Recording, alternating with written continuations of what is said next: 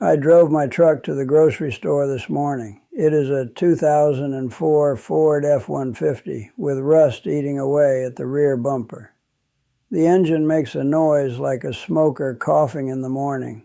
The paint is peeling off the hood, revealing the gray metal underneath. When I pulled into the parking lot, a young man in a shiny new BMW cut me off. He was probably 25 years old. He looked at me through his tinted window, saw my old truck, saw my flannel shirt with the oil stains, and he laughed. I saw the pity in his eyes. He thought, look at that poor old man. He probably struggles to buy cat food. He probably counts pennies to pay for gas. I didn't get angry. I just smiled and waved, because that young man doesn't know the truth. He doesn't know that the poor old man has $2.4 million sitting in a Vanguard index fund. He doesn't know that I own 3 houses on this block, paid in full cash. He is driving a $70,000 car with a bank loan that eats half his paycheck. I am driving a piece of junk with absolute total freedom. My name is Arthur. I am 83 years old. I was not a doctor. I was not a lawyer. I did not invent an app. I fixed toilets and leaky pipes for 45 years. I have dirt under my fingernails that no amount of soap will ever wash away. My back hurts when it rains. My knees click when I walk down the stairs. People ask me, Arthur, what is your secret? Did you buy Apple in 1980? Did you get lucky with Bitcoin? Did you inherit a fortune? They want a ticker symbol. They want a lottery ticket. They want me to whisper a secret code that will make them rich by next Tuesday. I tell them the truth, and their eyes glaze over. They stop listening. They check their phones. Because the truth is boring, the truth is slow, but the truth is the only thing that actually works. To get to this number, to get to the first million that changes your family's destiny, you don't need a trading app. You don't need to watch the news. You need 3 investments. And the funny thing is, none of them are sold on Wall Street. None of them have a chart you can track. The first investment is the one nobody talks about in finance books. It is the most important financial decision of your life. It is not the house you buy. It is not the job you take. Investment number 1 is the person you wake up next to. This is where most people go broke. You can be the best investor in the world.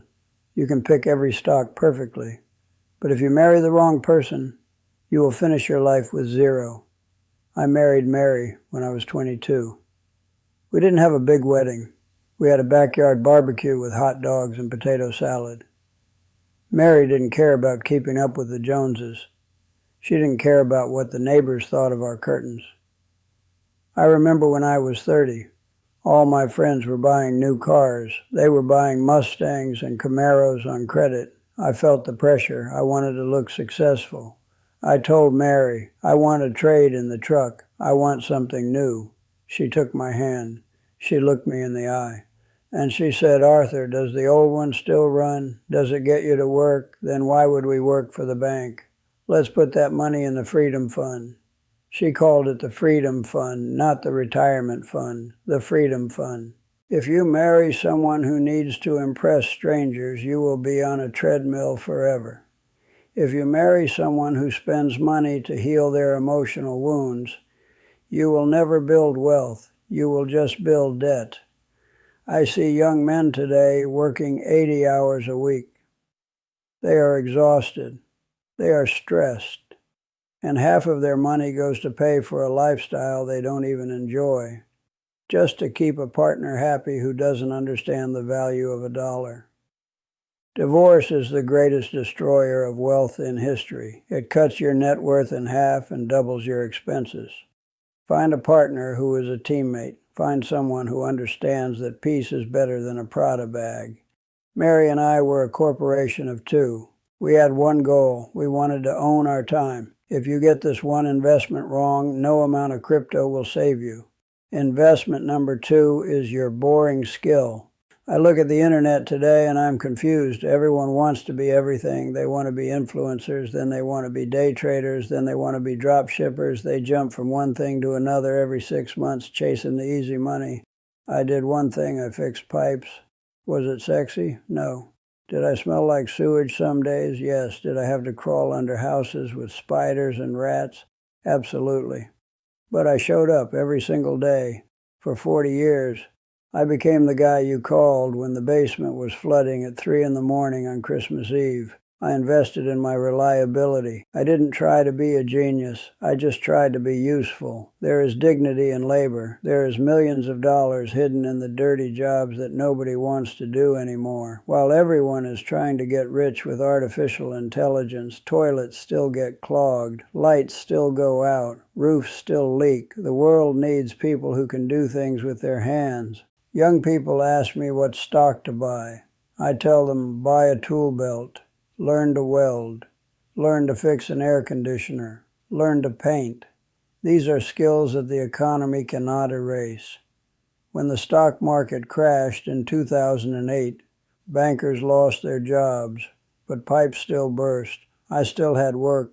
I still had cash flow. Invest in a skill that solves a painful problem for other people. Master it. Be the best at it. Be the person who shows up on time. The money will follow the utility. Stop looking for the easy way. The easy way is crowded with millions of people trying to be famous. The hard way is empty, and that is where the gold is buried. Investment number 3 is the hardest one of all. It is your patience. I didn't become a millionaire at 30. I was broke at 30. I had a mortgage and 2 kids and a dog that ate too much. I didn't become a millionaire at 40. I was just comfortable. I didn't become a millionaire at 50. I was getting there, but it still looked small. I became a millionaire when I was 62. For 30 years, it felt like nothing was happening. I was putting money away every month into a simple index fund. $500 here, $1,000 there, and it was growing so slowly it was painful.